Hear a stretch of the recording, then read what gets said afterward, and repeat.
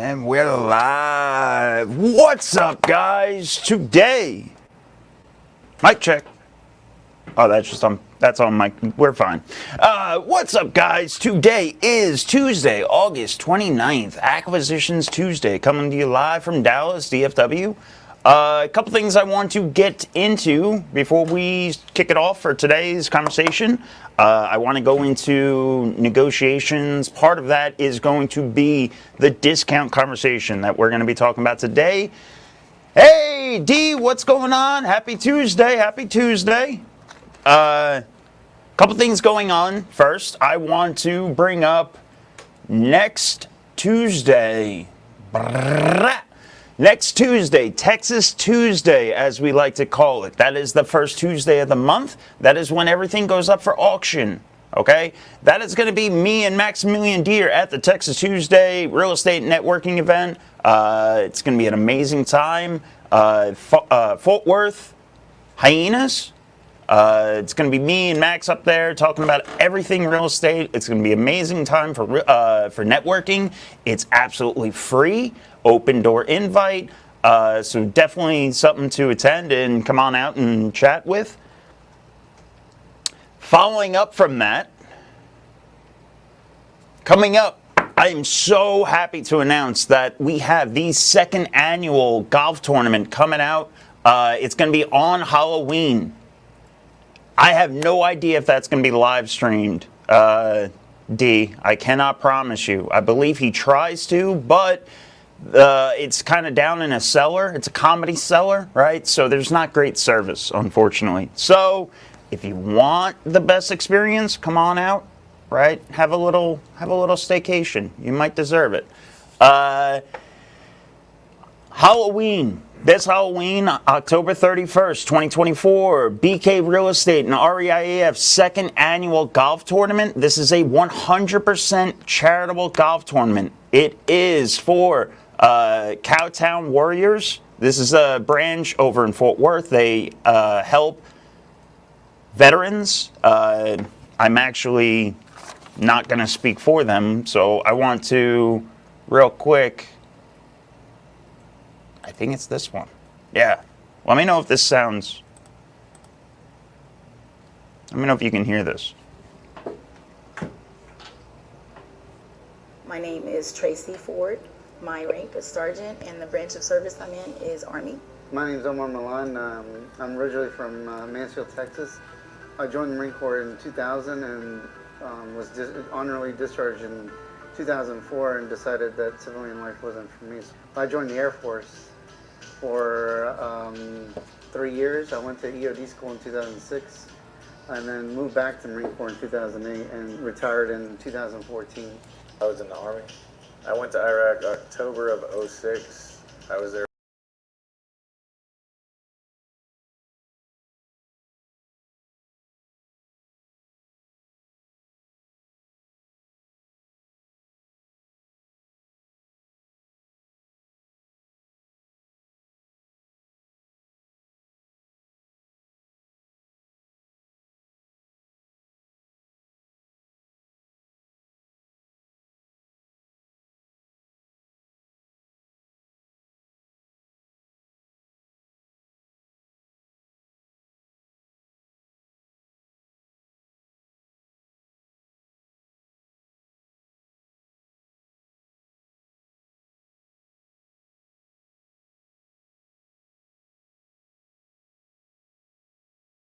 As I was walking away, I stepped on a third one that was in that area that we had missed. The injuries that stemmed from that IED blast were amputation of my right leg below the knee. I had massive tissue damage to the back of my left leg. I lost my index finger and part of my middle finger on my left hand. I also lost the use of it because my thumb just, it doesn't work anymore. And then on my right arm, I'm partially paralyzed because the ulnar nerve got destroyed. So I can't rotate it because they had to fuse it in place. One IED blast that I went through that it injured my lower back. I have sciatica, I have a bulged disc, I had fractured 2 vertebrae in my lower back, and it caused my spinal canal to narrow. And I also have a TBI and PTSD. On December 26th at approximately 8:30, a tornado hit our house. We were on the highway on I-30 exiting on Del Rock. At that time, the tornado was still on the ground. We didn't realize that it hit our house though, because when we were going down our street, the first half of our street was completely fine. By the time we got to the second part of the street, it looked like a war zone, literally. There was nothing salvageable except for clothes. But as far as furniture, television, refrigerator, washer, dryer, all that stuff, everything was destroyed or gone. I heard about the Cowtown Warriors through the Marines. Actually, the gunny called me and said, hey, you know, there's a group of guys here, collected a bunch of money, and they did it so they can, you know, help out wounded veterans in the area. And I was hospitalized for so long and then had a home health nurse, etc. The Cowtown Warriors, when I reached out to them, it wasn't just the help of them saving me from being homeless, because they helped me pay my rent because I was actually going to be out of there. Not only did they get right back in touch with me, but they wanted to know what was going on in my life, and they kind of made me feel, again, important, because once sometimes you retire or you're hurt, you don't feel that way anymore. From the time that we actually heard from Cowtown Warriors and called them, within a week to a week and a half, we had new furniture for our kids. We had a new couch, love seat, chair, entertainment center. They gave us basically a $5,000 credit to be able to get as much furniture as we could for our family, since we had lost everything. the VA won't cover beds or, you know, other things that actually, you know, do help out and stuff. The Cowtown Warriors actually stepped in and bought us a sleep number bed. It relieved some of my pain. I was really like in a really dark place, and they changed my life. And there were other organizations that didn't really help out, but when I called Cowtown Warriors, it was amazing what they did. And they looked to me as a hero, like they talked to me like a hero. When they would call me, I never really get phone calls unless it's medical or a bill collector. So to have someone call you, even after they've helped you, to show you still how important you are to them, it meant a lot to me. Some organizations, they help you out and then they kind of forget about you. They actually asked me to come on and help them out by being their liaison, keeping in contact with the guys that they help. If it wasn't for them at that time, I don't know where I would be right now. I just probably would have been evicted and probably somewhere in my truck, sleeping in my truck, because I was almost, like I said, homeless. I had no way of getting that money. As of right now, I have a certificate in administration, justice, and law enforcement.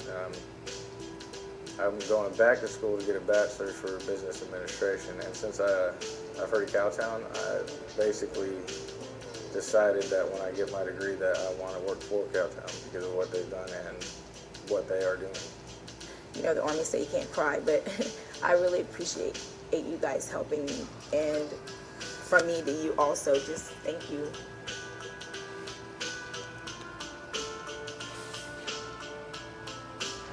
So, remove that now. So again, the golf tournament that we have coming up on October 31st, everything 100% goes toward Cowtown Warriors. They actively help veterans in the North Texas area. You can go to their website. If you aren't a golfer, if you go and you scan the QR code, we have a lot of different options there. You can donate. You can sponsor a different golfer. You can sponsor a veteran golfer, right? So if you know a veteran that you want to sponsor, go there. Again, 100% goes toward directly to Cowtown Warriors. They are 100% volunteer. Okay, when I say 100%, guys, let's say they Zelle or they do anything like that, they cover the additional costs, all right? They make sure all fees they pay out of their own pocket, all right? These guys are amazing people, and we really are trying to help them. So, second annual golf tournament, it's going to be on October 31st is going to be an amazing time. We're going to have all different, well, Brittany Kosiv, BK Real Estate, she's going all out with the costumes. If you like having fun, I'm telling you, you're going to have a great time with this one. All right, so I'm super excited for that. Being able to sponsor a good cause like that is always good. Also, anybody that knows me, veterans are close to my heart, so I want to just showcase that. All right, let's get into today. What are we talking about? We're talking about the discount conversation. That is part of negotiations, all right? This is with sellers, all right? This is how you stand out against any wholesaler, all right? I promise you, wholesalers are not having this conversation. I like how we're doing the Trump hands for some reason. Spend too much time with Pat. If anybody needs any social media work, go to Pat Hilton's social media fucking guru, Acoustic Force. He's great. We spent all weekend together at his weekend thing. Anyway, I digress. This is going to be a conversation on your first touch, all right? It's not always, though, all right? It's kind of a tricky thing. It's sometime when you feel proper, all right? This is not a qualifying conversation, all right? Let me put it that way. It's not going to be anything about the house. It's nothing like that. You have to be setting standards, all right? You're setting the rules of the entire negotiation, of the entire procedure, all right? This is where you set the groundwork, all right? This is where you come in and you say, I'm a professional. You always hear me talking about that. You guys need to be the professional. This is that time, okay? It's the time that you use your credibility package, but you're not actually showing them anything, all right? This is where you take a step back and you take a moment and you take a step back and you say, listen, if my cash offer doesn't work for this, I'm going to tell you up front. We have to come to a solution that's win-win for both of us, all right? Otherwise, why would you go with us? All right, this is that moment.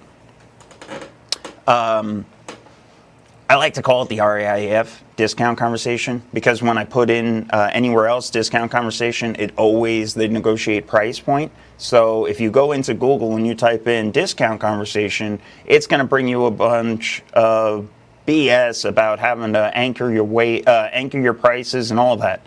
Yeah, those all work. I'm not going to argue against tried and true methods. Ours is a little different, all right? Our discount conversation is setting the seller up,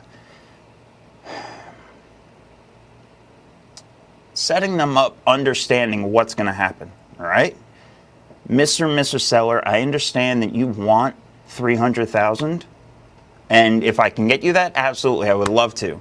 But if it comes down to where my cash offer just doesn't work for that, I'm going to tell you up front. But that's okay. There's plenty of other ways for us to get this deal done, right? There's plenty of other ways for us to help you. I don't know at the time, right? You always segue over, right? You never have to talk numbers. We talk about this all the time. You do not discuss a number until you are ready, until you've ran comps, until you have a repair budget in mind, until you know what it's going to take to get that deal sold, okay? This is more of that playback, right? That all right, let me just set the groundwork. This conversation still should be about 20 minutes, all right? It's going to build trust, all right? It's trust through transparency. Everybody that I talk to, if you go into these Facebook groups or anywhere, sub-2 groups, everybody's always scared of hiding their profit. Right? Then now they're trying to double close things, and now they're trying to explain why is a wholesale fee going to be so much? Well, first off, it's not a fee, right? You have to understand, if you want to make the big bucks, you have to be a professional, you have to be an adult, you have to have the hard conversations with sellers, right? This is that conversation. This property doesn't work for me and it's okay. I can still get it done. I have a VIP buyers list that I'm going to get it done to. I'm going to make sure that your number is secured. I'm going to handle the entire process through. You're not going to have to worry about contractors coming in or anything like that.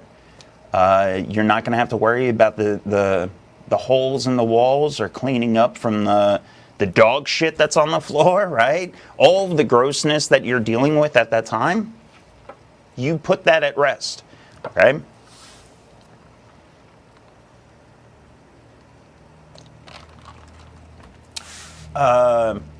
We have, by the way, I'm trying to see if we can pull it off the camera fast enough.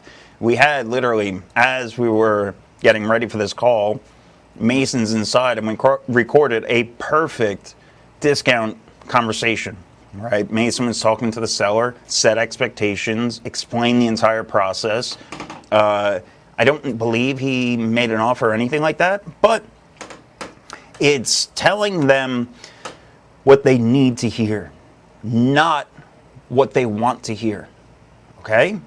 If you approach this from a sales perspective, meaning if you try to act like a used car salesman, if you come in and you try to use fancy words and all, you're not doing the right things to build trust and rapport, okay?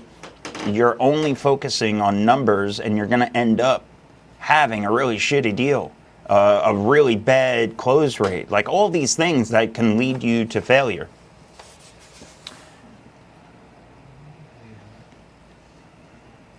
I love you, Nick. I had to throw it in the RESimpli cup because I'd get yelled at for marketing, yada yada yada. So, but.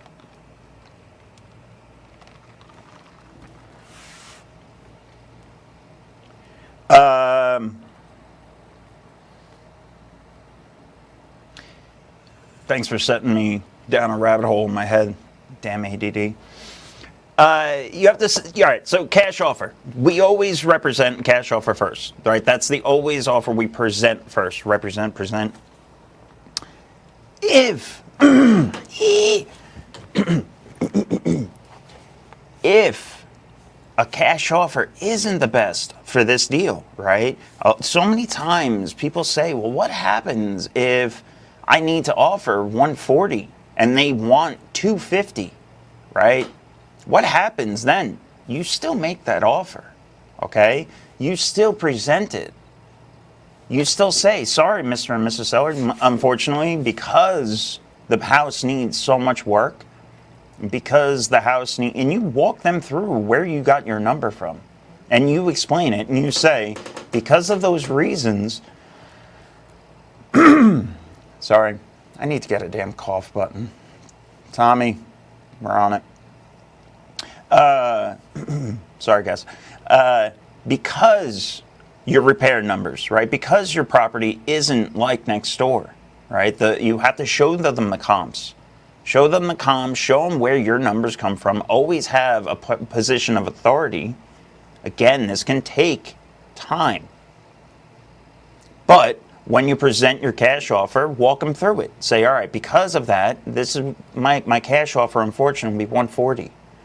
I know that doesn't work in this situation. I know you owe 180, and I know you were trying to get 50,000 out of it, XYZ or whatever, but unfortunately, it's not going to be there. I can still get you that 180 though, potentially, to get you off the debt, and maybe I can get you a couple $1,000s. So let me write this up, and I'm just making numbers off the top of my head. Let me write this up for 190. I'll present it, I'll find a buyer, and I'll handle everything, right? At least now you're showing them where your numbers come from. Give me a second, guys, sorry.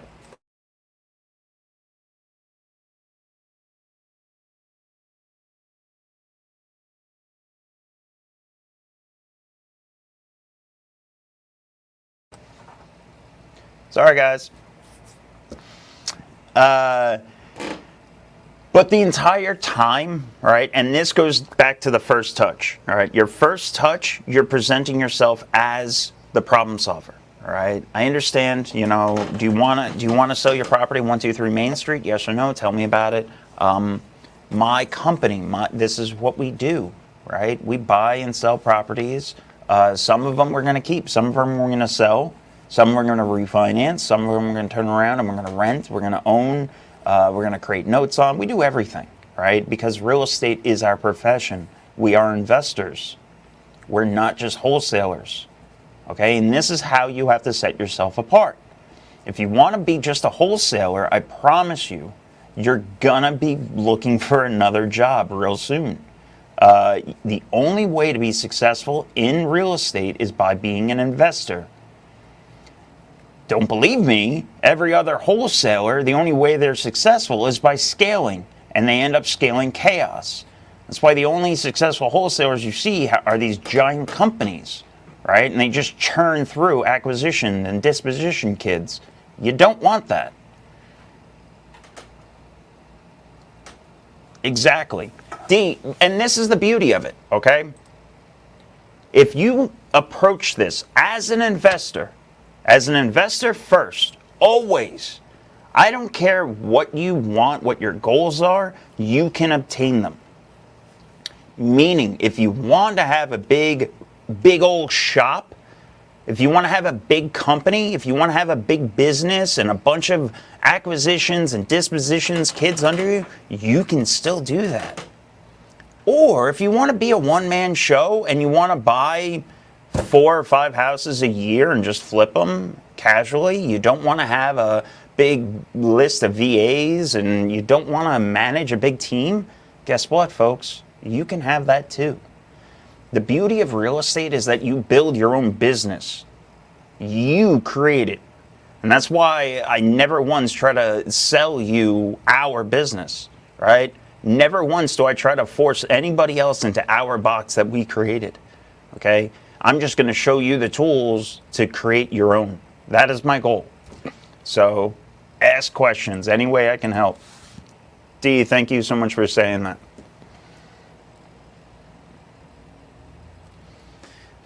This is everybody's goal, right? Have a small team, but run a big business. Make sure you're scaling accordingly, and we're going to help you throughout that entire time, all right? Otherwise, you're going to scale chaos. If your first hire out is not what you actually need, you're just gonna end up paying extra, right? You're gonna pay them that one hire for longer. You're not gonna fire them because you don't realize that they're not performing up to right metrics. You're not gonna understand what metrics they need to make. Shit, you might just hire the wrong position altogether. I've done that. Everybody's done that. Everybody has failed one time or another. You have to just make sure you don't fail twice. Yeah, don't hire a fucking VA first. You know that rule, Nick. If you do that, I'll slap you.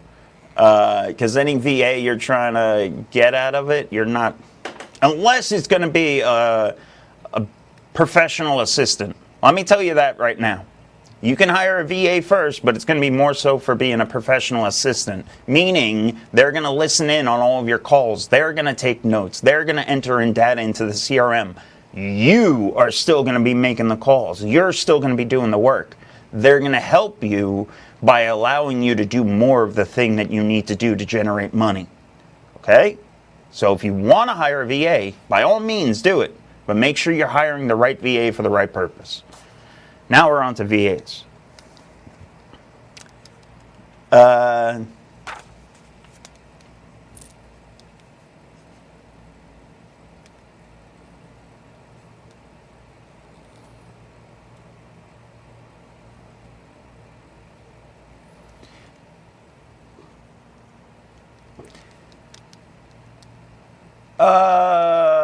Shit, there's a lot going on. I'm trying to process. Sorry. So, 2 conversations. So, Nick, I've had a couple people saying first hire would be an ops manager, including a lady I spoke with this morning, and then eventually leave. Listen, how do you stop people from leaving? You treat them so well that they don't want to leave, okay? Let me tell you this right now. You cannot protect yourself from other people from stabbing you in the back. There's no way of doing it. You treat them well enough. You hope that they don't. You do everything you can that if they do, you're protected, right? But at the same time, this is a free world, people.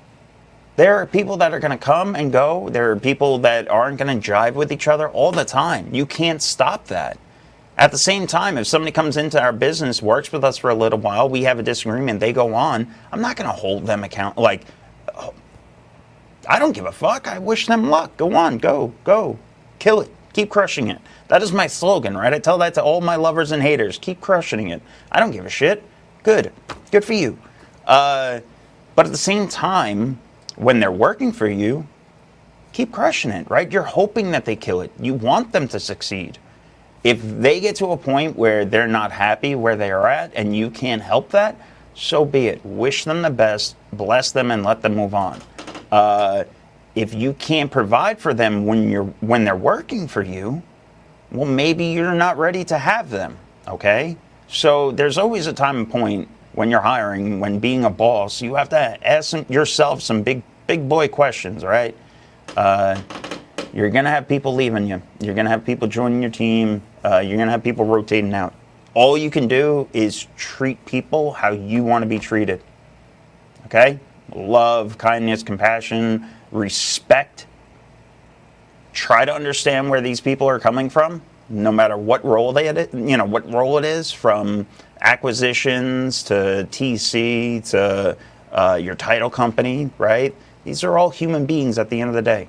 When you call your title company and title's not cleared yet, don't scream at them. You have to realize these are that poor woman who's probably getting paid pennies on the dollar over there is working her hardest on probably 50 fucking files, right? So understand there's a lot going on in real estate. I understand you're trying to get things out, but being a dickhead isn't doing the job. So make sure you're always treating people accordingly.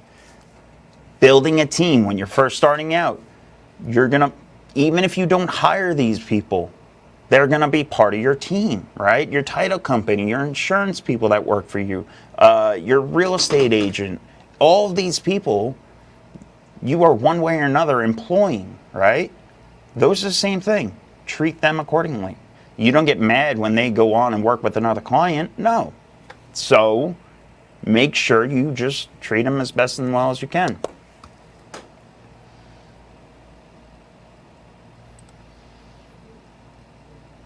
VAs are different. If you're going through a service, you're going to eventually lose that VA. But at the same time, I know plenty of VAs that stay with one employer for life. Why? Because they know what job security is, right? A VA specifically, these people, again, are just people. They need job security. They're in third world country. Their job security is trash. Their income is trash. So if you're able to provide for a VA consistently, and they see growth in you, they will provide for you. They will work harder for you than anybody else, right? So I love VAs. I love working with them. They're an amazing resource. I know I always yell and scream about hiring VAs first, but my point is that you usually don't understand what is really needed. So hiring a VA for a cold caller, that is a horrible idea.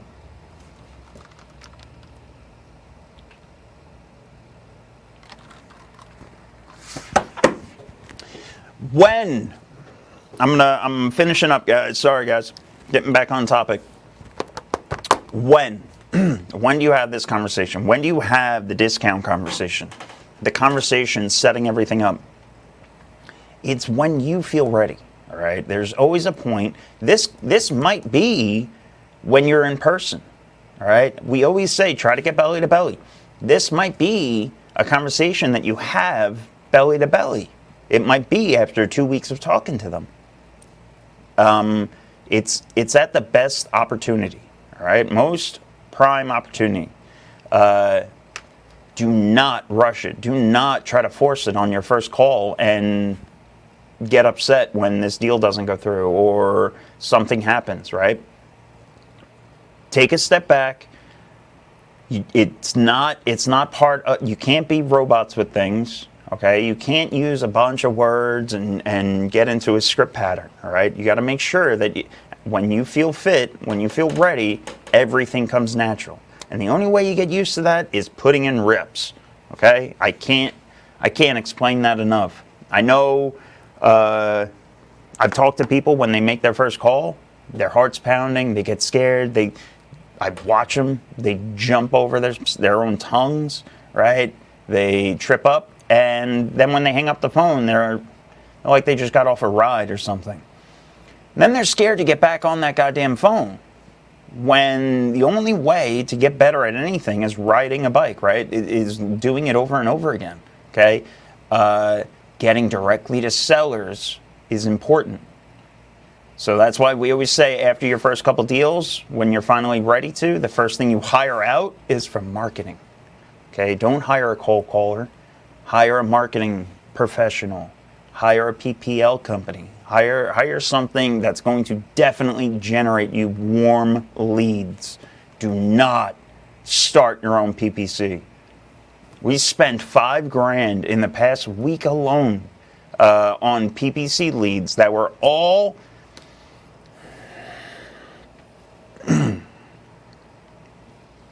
they were all retail leads. I'm not joking, $5,000. These were all realtors that wanted to call us and shit like that, like they were following through before they even list a property. They were just going online and clicking on websites and filling out forms. And then they didn't have any information about the properties. So you can see where my disdain for realtors come from, right? $5,000. PPC is fun. Everybody wants the best cost. Everybody wants to have the best PPL, price per lead. Guess what, guys? There's benefits of everything, right? There's ups and downs of everything. It all comes down to the averages. Don't try to reinvent the wheel. There's no easy button. You're absolutely right, Nick. So, that's my own PPC. It's not like I can go to somebody and ask for a refund. And it's not us being bad at it. We've been the best in DFW for 5 years, 6 years. I'm fine with our averages. It just happens. It's nothing you can do. Just keep moving on, folks. We didn't sit there. We didn't shut down the campaign. You make minor tweaks and you keep moving forward. That's real estate. That's business. Okay? If you want to be successful in this, you have to understand that. You're gonna hit some pain points. You're gonna hit ups and downs. You're gonna hit things that suck. It happens. I'm gonna blast out. We're gonna edit up, and I'm gonna blast out a video of Mason talking to a seller, having a perfect example of what a discount conversation is and should be. All right, how it should actually happen naturally. We'll cut that up and we'll slice that in the middle of this video somewhere for everybody to go back and watch. This way you can actually understand word for word what one seems like, right? There's no script for this, guys. There's no algorithm I can give you, right? There's no easy button. Is there anything else, right? Anybody have any questions, comments? Anybody want me to touch base on anything else?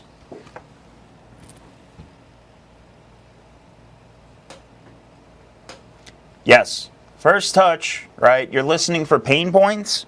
You're listening for timeline. And then whenever you're ready, right? Once you set all this up,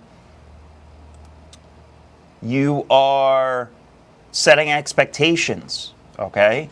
The entire time, the seller needs to understand that you are going to help them, okay? That's why, again, don't get into the intricacies of the house. The details of it don't matter.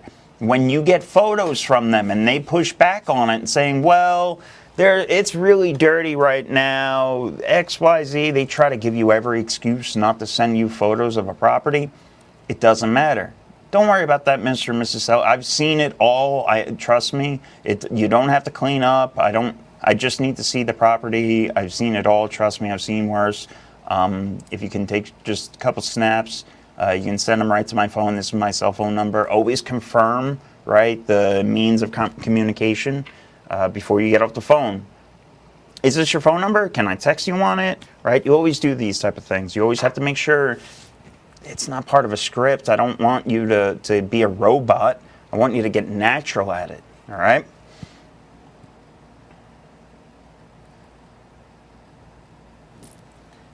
How long do you really think it should take someone to get there first? How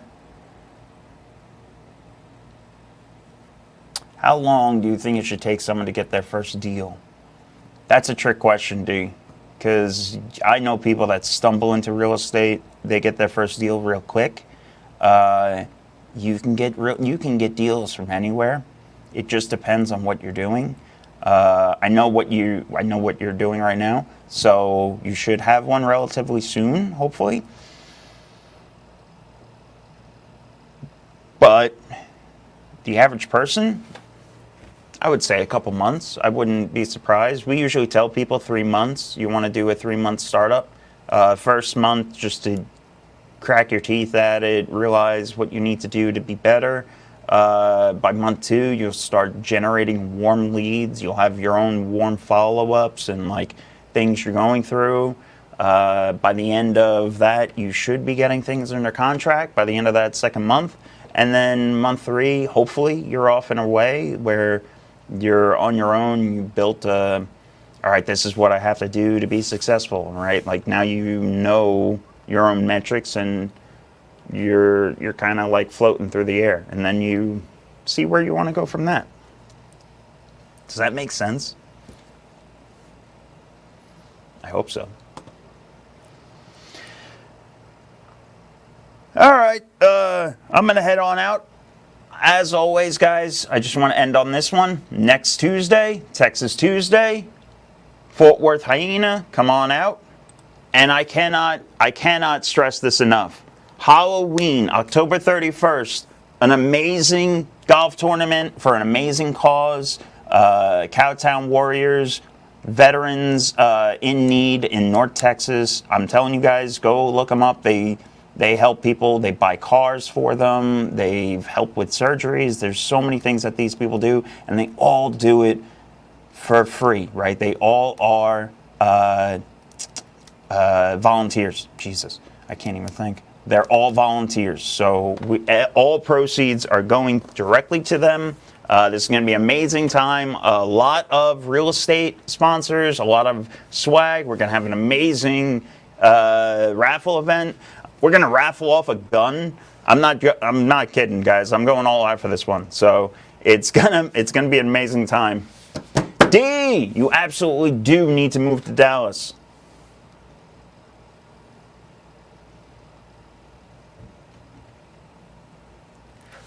I'm not going to touch that one. Guys, thank you so much. If anybody needs anything, join our Discord. We're doing non-stop talks. We're constantly helping people. If you need any lists, need to know what to call, I'm constantly throwing them in Discord and letting people play with them. Anybody needs anything, drop it in the comments. Keep crushing it. Peace.